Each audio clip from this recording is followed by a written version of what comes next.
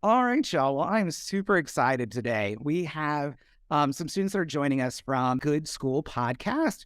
I have been following them for 2 years now. They were featured in Inside Higher Ed. And it's just super exciting for them to be joining us today. Thank y'all for being here. I'll let you do just a quick introduction. Well, I'm Angel, and I interned for Good School, and I was a part of the social media marketing team. So I was the social media marketing manager, making sure you guys were aware of Good School. Pretty much that was my job. I was the hype man, if you call it. Awesome. Hi, I'm Olivia. Most people just call me Liv. I worked on Good School since the beginning of the project. So for 2 years, but up until I graduated, and I was a producer. And I basically did almost everything on. I took a little bit of every role on the podcast. So I was working with the professors that you hear in my episode, which is the faculty. I transcribed. I worked on story arcs. I did a bunch of different things. Wow, that's awesome. And I am Keith Anstead, aka Wavy Sea Breeze. That is my online persona. So I started off with the crew about 2 years ago as a producer, and then turned into a senior producer, and then marketing manager, and then what else was it? Live project manager. And then I left marketing and I went to editor and then writer and then podcast director. So I wore all caps on this process, which is a good thing for me because I got to see different aspects of how to build a podcast. Sure. I want to kind of start off first. Tell me a little bit about your college experience. I know that that's part of the podcast. I'd love to hear kind of your perspective on, choosing community college, or really just kind of the college process in general. Well, my story from my crew members is just a little bit different because I started enrolling in community college pretty early. At first, I was a homeschool high school student, and I discovered that I could basically do a dual enrollment where I can have go to community college, get credits for, my prerequisites or whatever, and then also get credits as a high school student. And so when I found that out, I was like, well, dag, let's do this thing. Also because I've never been in like an environment with other students because I've been homeschooled basically my whole life. And so I was really excited and eager to be put into this space. Obviously, it was like a little hard because it was new. But what I immediately found out was that attending a community college is special. I encountered so many amazing professors. I was able to learn that there's like so much opportunities there for me. And also just being in that space allowed me to be a part of this podcast because honestly, what started for me was I was taking a social media marketing course with CCBC. And that's how I encountered Professor Beth. And I just asked her, like, can you help me out now that I'm like done with this class? Like, is there anything I want to learn more? She was like, well, I have a podcast. Do you want to join that? And that's kind of how it all started. So my experience with CCBC has been awesome. So let me talk about my experience. Mine was not really a traditional experience with looking for higher education, right? When I graduated high school a very, very long time ago, I wasn't interested in attending college, right? So I had an internship at Wavy 10, which is a NBC affiliate in Hampton Roads, Virginia. I did that internship. I really enjoyed working in television news. But when that internship was over, I went into the hospitality industry. By the time I was 19 years old, I was like a front office manager of a 600 property airport property. And I took on those responsibilities as sort of my life journey, right? And so I'm 42 now. When my daughter was born about 4 or 5 years ago, I decided to go back to school. And I said, while I'm at home with my daughter, I can, take 1 or 2 classes. And it just so happened that CCBC was the local school. And I decided to go there, and I have been winning ever since. Oh, Yeah. When I was in high school, I only applied to one other school, which was Notre Dame. And that was the first school that I was looking at. And I applied, and I was pretty excited about going there. And they gave me a scholarship, which I, of course, was pretty excited about. Um, and my mom was pretty excited about it too, but we were looking at it together. And she was like, while I'm proud of you for accomplishing this, just so you know, like, this is still going to be pretty hard to pay for. And so I likely knew that I was going to end up in debt. And my father was always trying to keep me aware of the student debt crisis. He was always following it in the news. So going into debt was like at the front of my mind, and also just simply paying for my classes was too. So I ended up applying to CCBC. Um, Both of my parents had went to CCBC. So they seemed kind of laid back about that choice. They actually seemed like kind of laid back about the college process, application process altogether. And I think that was because they went to CCBC, so they kind of knew what type of education I'd be getting. But I didn't apply to many schools. I only applied to Notre Dame. And once I decided I wasn't going there, I was like, okay, I'll go to CCBC. And I think that was just because, firstly, I have a tendency to procrastinate, right? So I was like, if I don't need to apply to all of these schools, like to so many schools, I'm not going to. Because, like, it just seems like a lot of effort. And, like, I don't have the energy for this. Like, I don't want to be anxious about it. And I knew I wasn't probably going to go out of state either, because, again, money came up in making that decision. So I was like, if I just don't need to apply, to all these schools, I'm not going to. And so, but I'm very happy that I ended up at CCBC. I'm now at the University of Baltimore, and looking back, like, I really do miss CCBC. I miss it a lot. The professors were all really great. And I always felt confident in, like, my classes, like, meaning, like, I liked the material that I was learning. So I think it was a really good choice to go there. that's awesome. That's fantastic. I love it. Even like a legacy, right? Like you don't typically hear that with the community colleges, but I think that's so exciting and something that definitely should be celebrated. Um, so I, of course, even though I did not go to a community college, I have a deep love for our community colleges and our technical schools. And I think what you're doing is just great work. I think that the fact that all three of you have such very different stories and yet are served by one institution when so many schools struggle with their identity as a whole to serve their traditional population, right? So obviously, Good School Podcast is how you all are connected. But how did you come up with that name? That's a really good question. That's a really good question, Joshua. So what's the thing about life, right? Life is about a couple of things, and one of them is perspective, right? And so my perspective went like this. One day, one of our co-producers, Katie, was talking about her friends saying like, "Oh, I got into this school, I got into that school, I got into a good school," and then another co-producer, Madeline, or Maddie, we call her, was talking about what's the local guy that went to CCBC, Mike Rowe.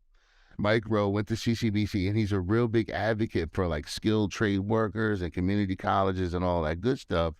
And Professor Bonnie came back to us one day. She was like, we're talking about the school thing, and it's like clicking in my head, good school, good school. And it was just like on from there. But if you ask Katie, she'll tell you another story. Let's go back to a little bit of the or the perception of community colleges. 'Cause I know that that's one thing that y'all really are tackling head on.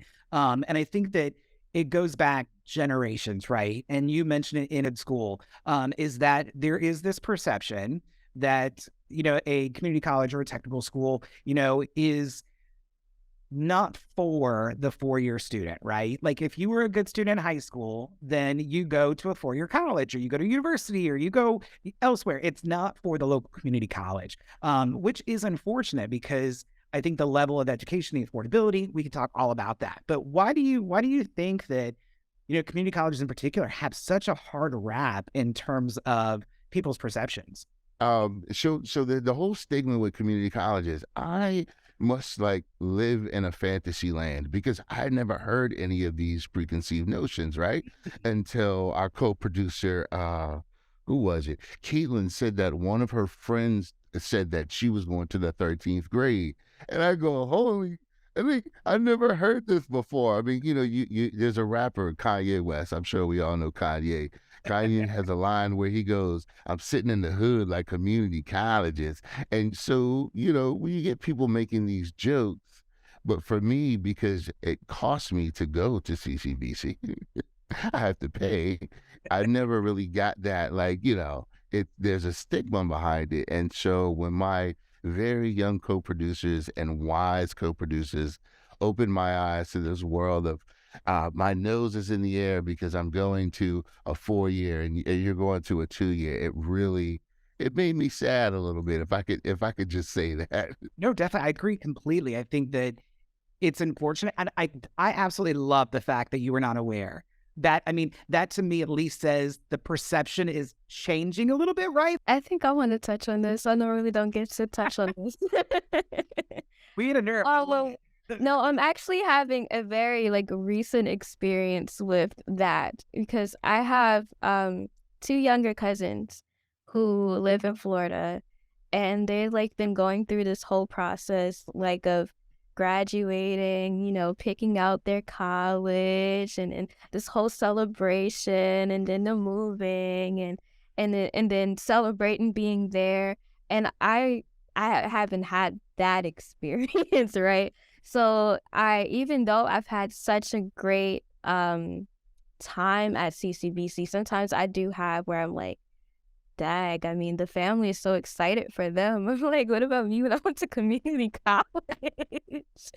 So yeah, it's definitely there. But what I like about the podcast, especially as I started to learn more about the system of higher ed and the rankings, et cetera, I'm so happy and proud that we have the Good School podcast tackling that and trying to destigmatize community colleges because we need more of that.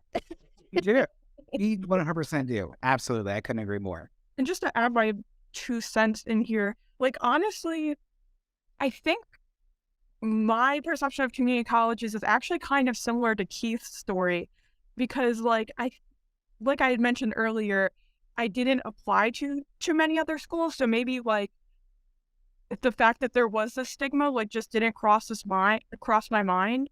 In the graduating class before me, 2 students went to CCBC, and my cousin went to CCBC. So a lot of people that I knew went there. So I guess I just wasn't aware of it. And it actually wasn't until I got to community college that I started feeling the stigma. I started noticing it. A friend of mine and I were talking actually, and we were texting. And she was a grade below me in high school, but at this point we were both at CCBC, and she was applying to CCBC, and 2 of her classmates had gotten into 4-year institutions, both with scholarships. So we were both kind of pretty good scholarships too. So we were both kind of talking about how that made us feel. While we were super proud of our classmates, this is absolutely not a slight on them. We were just kind of talking about how it made us reflect. I don't know, I feel bad about applying to community college. I know I felt or I was in that moment. I was well, maybe I should have tried harder to get a better scholarship at Notre Dame, or maybe I should have applied to way more schools, especially 4-year schools. And I kind of had to take a step back, and I was like, okay. And at this point, I had been on the podcast for, I don't know, maybe 6 months. I don't remember exactly now, but I kind of just had to take a step back and was like, at some point I've internalized this feeling about community colleges. Like, where is this coming from? When I love CCBC, like I mentioned earlier, I love my professors. I love the diverse student body. I feel great about the education I'm getting. So like, where is this coming from? That's true, because that's like me. I have like my CCBC hat. Like I'm always repping CCBC. Yeah. But even then, sometimes I'll have those thoughts like, dag, like, But you know what, Angel? Like, so I started working an internship at WBAL, right? And some of the other interns, or all of the other interns, go to 4 years, like University of Maryland, right? And so when the anchors go, "Oh, so what school do you go to?" They're like, "Oh, go to University of Maryland, University of Baltimore." I'm like, "I go to CCBC," like, but I shouldn't feel that way, you know? yeah, So yeah, yeah. yeah. Or what I was trying to draw out was that, why do people feel like when they go to community college, they're limiting themselves, right? Like, I think even the fact that we have a podcast here and we're creating Good School shows that, I mean, community college students are serious students, or why people feel like unless you go to anywhere other than a 4-year school, you're not applying yourself. And I feel like the exact opposite is true. I feel like I met some of the most applied and dedicated students at community college, and I'm really proud that I graduated from there. Absolutely. Aw, And you Well should be. said. shit. You Yes, absolutely should be. that's right. I think it really kind of brought to my attention. I was on TikTok. Yes, I was on TikTok.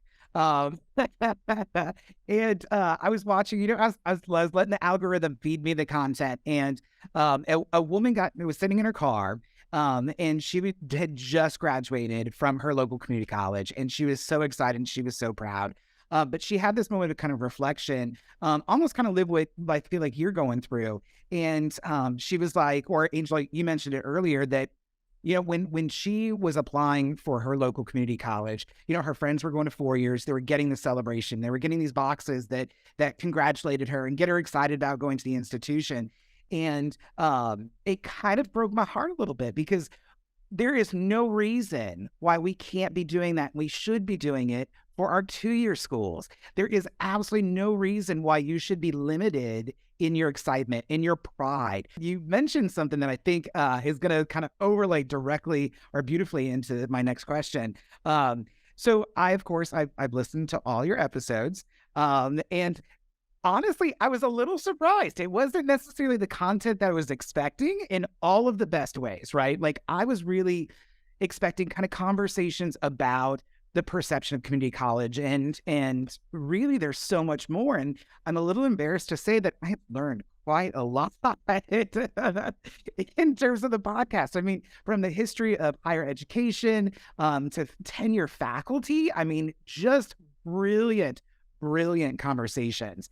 And so I was wondering, there's, in some of them, especially the rankings episode, there's a little shade that's being thrown, I think, towards the end. I was like, woo, we get salty up in here. And I lived for it. But I guess my question is that, obviously the main goal is trying to change the perception of the community colleges, the education.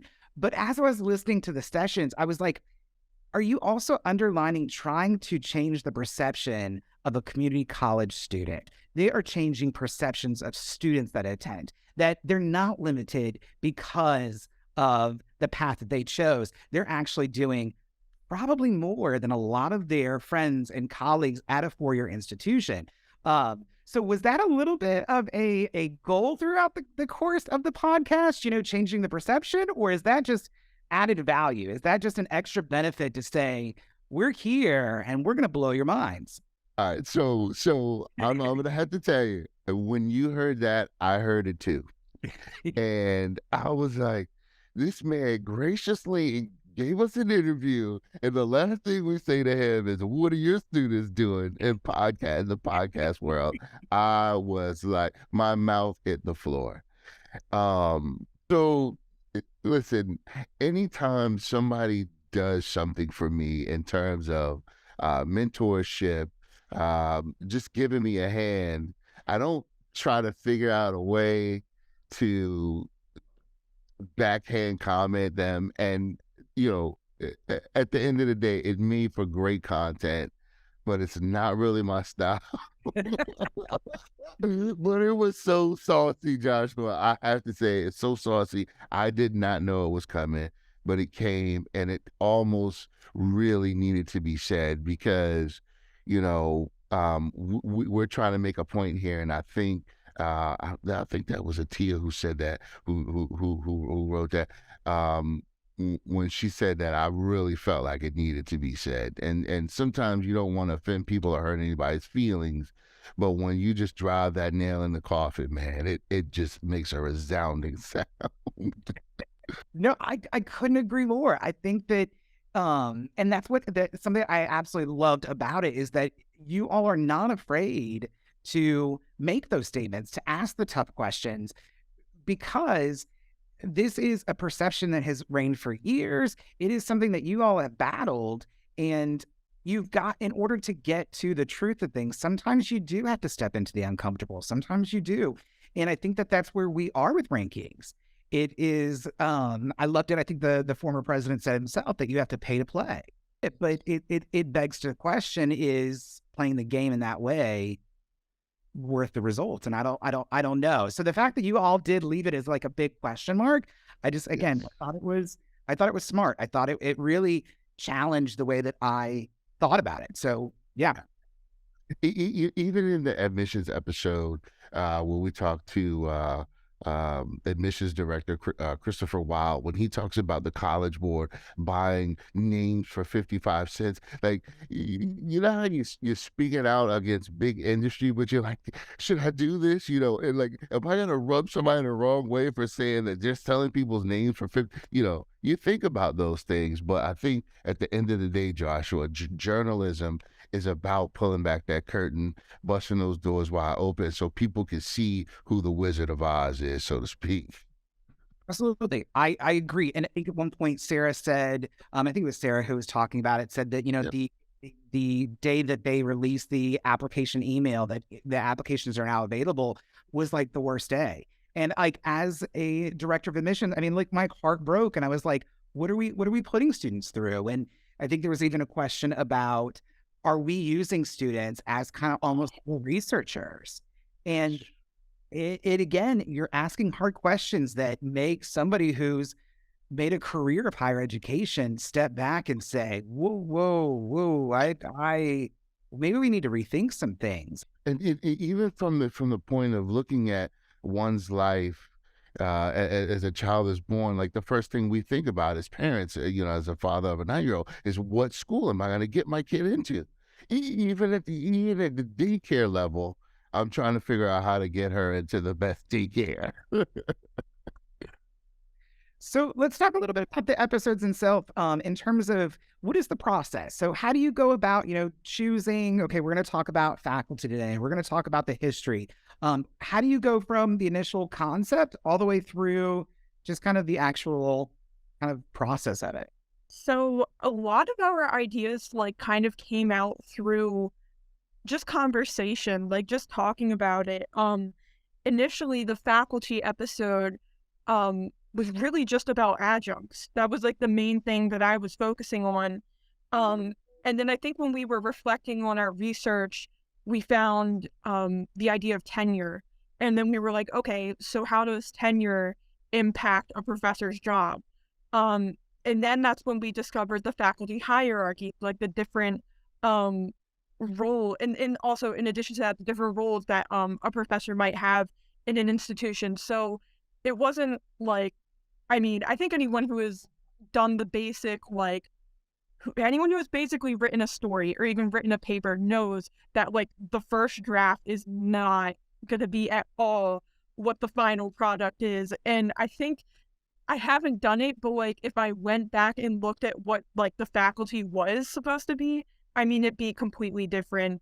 Even when I was researching, like when I first joined the podcast, what I was mainly focusing on was admission scandals.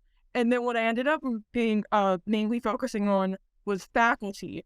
So like those are two like very different things, obviously under the umbrella of higher education. But a lot of it just comes out through just talking and like raising things that we want to investigate. Like in we had Sarah too, which I think was helpful.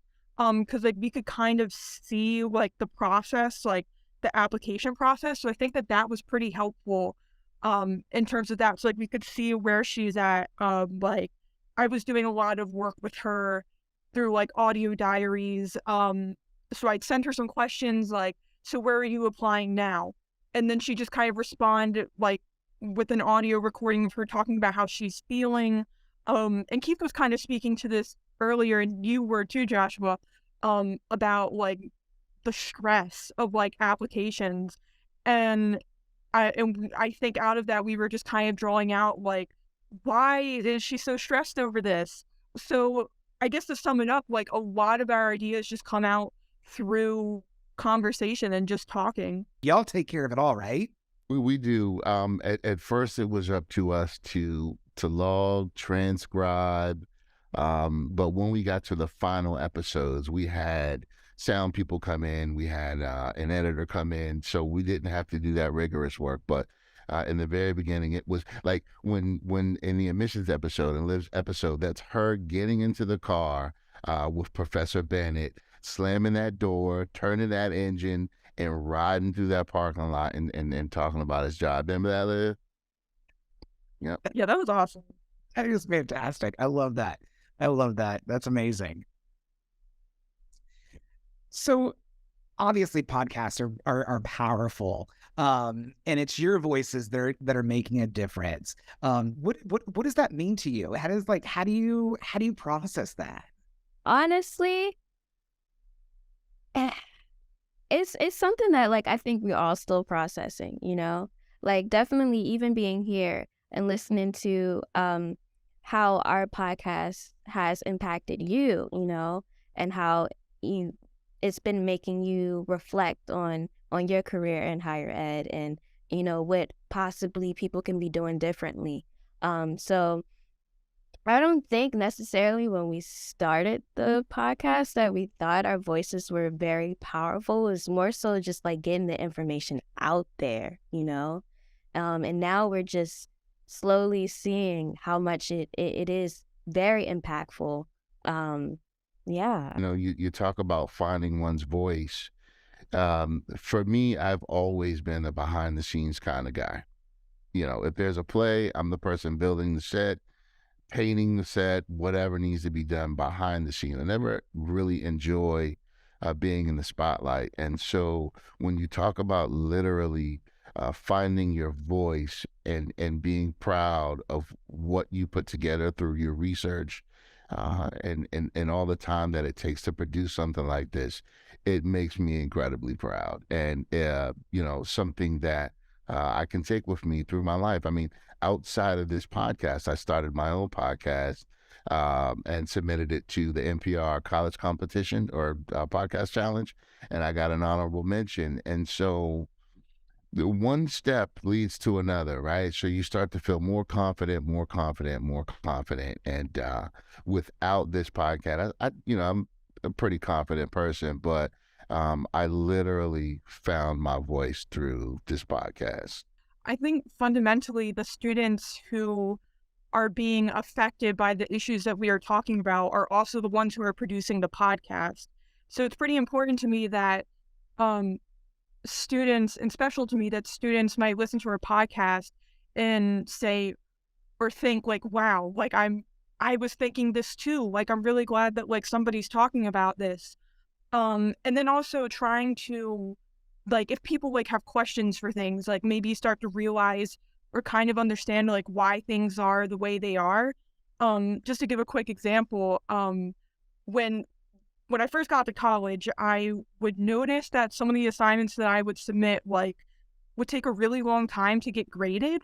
Like there would be some assignments and pretty important assignments that I do, and I just never see a grade for it. Like the semester would end and I just not know how I did. Like I would never see feedback. And this still happens.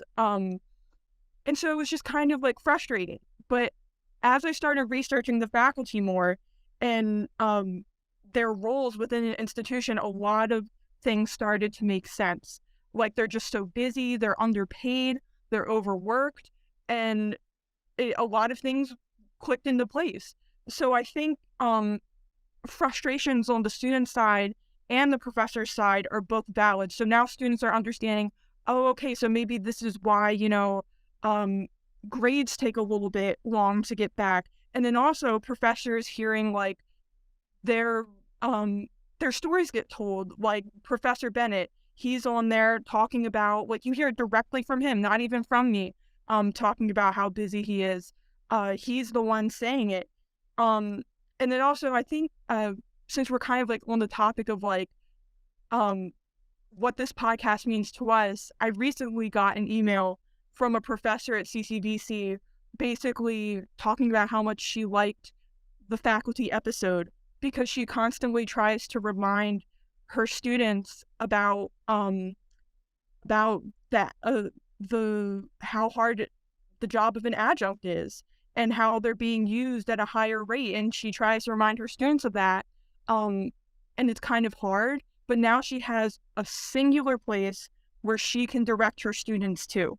And that kind of like, when I first joined the podcast, like, this is not like I just wanted to investigate higher ed. Like, I wanted to do something that was going, and as we started working on it more, I wanted to do something that would maybe affect change. But to actually see it happening, like to see people like talk about like how important it is to them, like especially when we just got on the call and you, Joshua, were talking to us like about how much you appreciate our podcast, like this is what it's for. Like, I can't even put into words like how much it means to me. It really does mean a lot. It's true. I've been watching y'all for about 2 years, waiting anxiously for your podcast because I think that your perspective is so unique, and I think that I had high expectations, and y'all just really went and blew them out of the water, which is always, I think, such a great testament to the work that you're doing. So y'all have done like this great podcast. You I know Live in Angel, you now have graduated. Congratulations.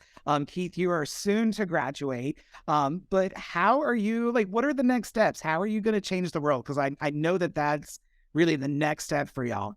Man, yeah, I don't know. That's such a big one. Yeah, I think what we're already doing is so major already, And like I said, we knew that it was meaningful and important, but I think we didn't understand how much of an impact that it would be. So honestly, since then we're all doing our own individual things, like hearing Keith and his own podcast, which I'm just like, awesome. Fun fact, I'm also a DJ. Nice. So, I'm working on making my own impact in that world. And Liv, I mean, what do you got to say? I mean, she's a future lawyer. You said about, oh, sorry, go ahead. No, you're a future lawyer. That's yeah. Well, I mean, I love what Angel said about like how we're already like, on that path of affecting change. But I mean, outside of good school, I want to go to law school afterwards. Maybe workers' rights, human rights law, I don't know yet. But I mean, being on good school has been pretty special. I like what you said, Angel, about feeling like we've already like kind of got that ball rolling and like trying to affect change in the world. Absolutely. Yeah, I think also just by being a part of this podcast, we've learned that our voice does matter, And so I think that's kind of the takeaway, that our voice matters. And, no matter what path we're on, I think that is something that has impacted us. Like, for me, for instance, like one of my things is, so I'm from, we're from Maryland, so I'm from Baltimore. And so one of my things that is important to me is advocating for Baltimore, about all the amazing things that we have here, especially just good school. I'm always repping and talking about that because it's awesome. So any way that I can advocate for things like this, I do. So I guess it's my turn. So I am right now, I'm working an internship at a local news station. and I have accepted a position in the technical side of things. Remember, I told you guys I love working behind the scenes. So, when you watch your local newscast, I'll be the robotic camera stage director, eventually director of your local news, because journalism and local news is very important. And Yeah. can we check out your podcast? Is that like a thing? Can we listen? Sure. It's called The Social Media Hermit. And they're all like basically 8-minute episodes of all of the vacations that I've been on with my then girlfriend and then wife. So it's very intimate, very detailed. And that's why I use my alter ego, Wavy Sea Breeze, as the lead guy in that podcast.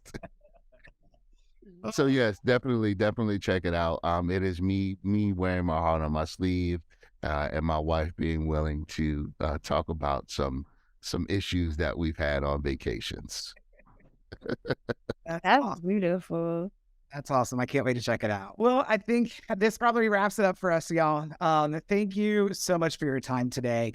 I know I told you that this was such an exciting opportunity for me. I've been fanning out for years over meeting y'all. And just to be completely honest, this has probably been one of my highlights of my career.